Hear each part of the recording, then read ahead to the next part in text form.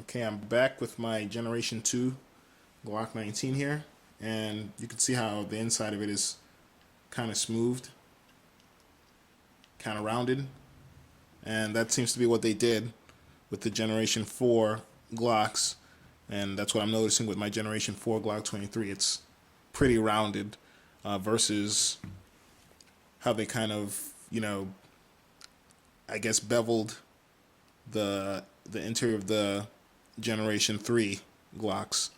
So as far as any other differences, obviously, you've got the bigger magazine release here, which to me, I have pretty big hands, so I never had a problem, reaching the magazine release for the Generation 3 Glocks. But that's just me. I can understand if other people, had a little trouble with it. Other differences, let's see. Well, you've got the modified RTF frame on the Generation 4 Glocks.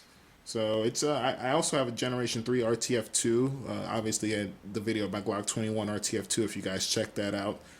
And I actually like this a lot better. The finish on the feel of the RTF2 on my Glock 21 is pretty rough. But then again, I didn't buy the gun necessarily because I was going to carry it. I just felt like it was kind of a rare gun and it might be worth something in the future. So I figured I'll hold on to it. Let's see. Aside from that, I did notice one more thing actually with in regards to the frame. If you look at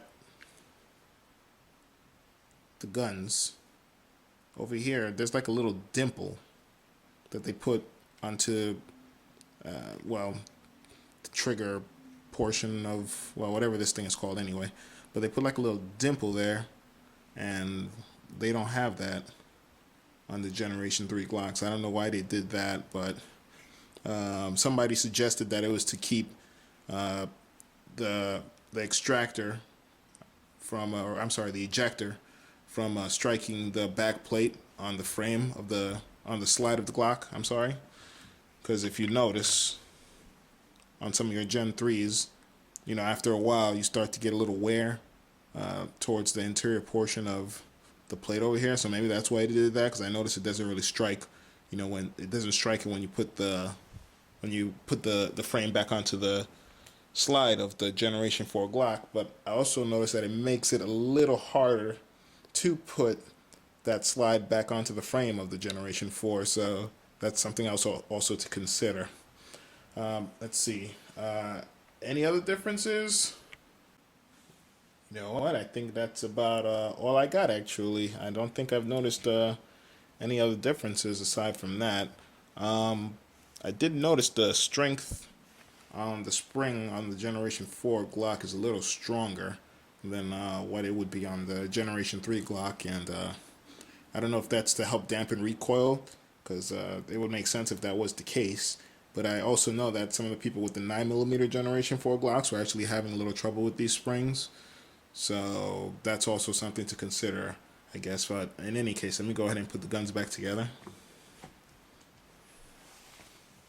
By the way, if you notice, I still have the oxide finish on my Generation 3 Glock 23. I actually happen to have the last series of serial numbers before they switched over to the phosphate finish on this gun, so I kind of lucked out and ended up with that. So I'm happy about that.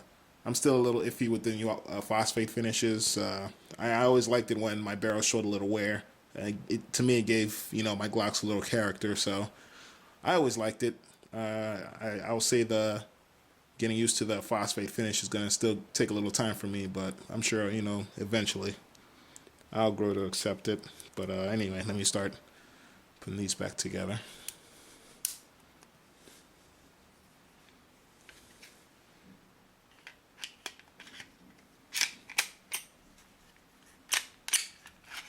Oh, what's going on here?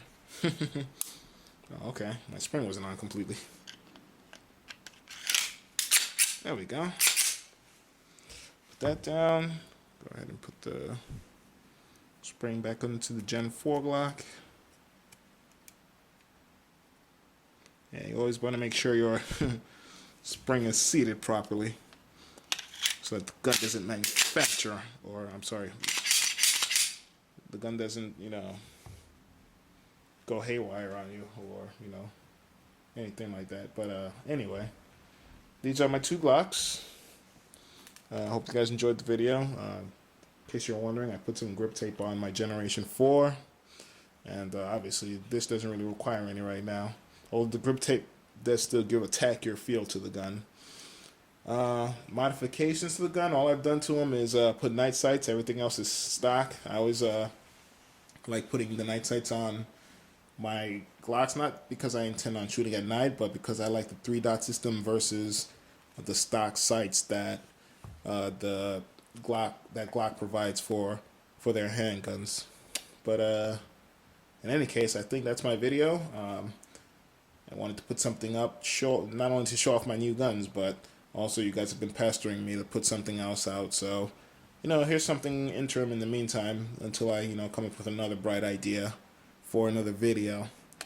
Alright guys, I think that's going to be about it from me. This is Glocky, and I'll check you guys out later.